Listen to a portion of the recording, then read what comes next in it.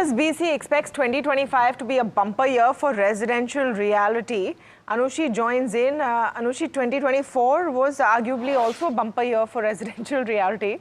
Why does HSBC think the trend will continue? Hey Tamanna, morning.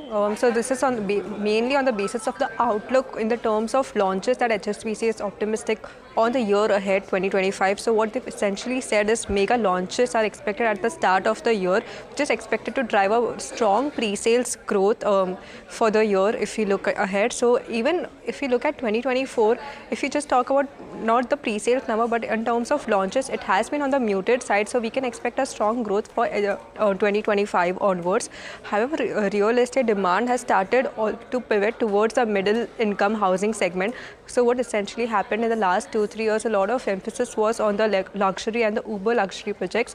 Now the focus would be more towards these mid-income projects as we speak. But on the key worry side, what remains as a concern from the brokerage and even from an industry perspective is the approval cycle. In the last 2 quarters, we have seen that due to lack of approvals, the launches were comparatively muted. So if this remains as a concern in the year going forward as well, the companies might have to cut down their FY26 guidance.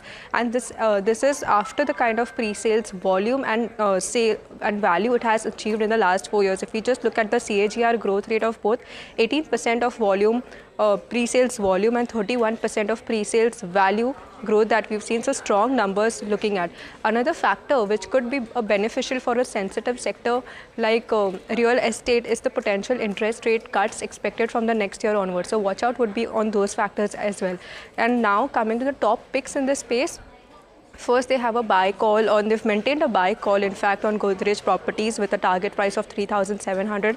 30% we are looking from here. For DLF, also a buy call with a 17% of an upside expected from here onwards. So about 28% of an upside with a maintained buy call. And however, for Oberoi Realty, they have a hold rating. They continue to have a hold rating. And this is with a target price of 2,050. So a 4% of a downtick from current levels. So this is the overall view or some of the factors that one should consider for real estate cycle for the year ahead. Thank you for that. That's, of course, real estate and what HSBC's thoughts are on the Realty pack.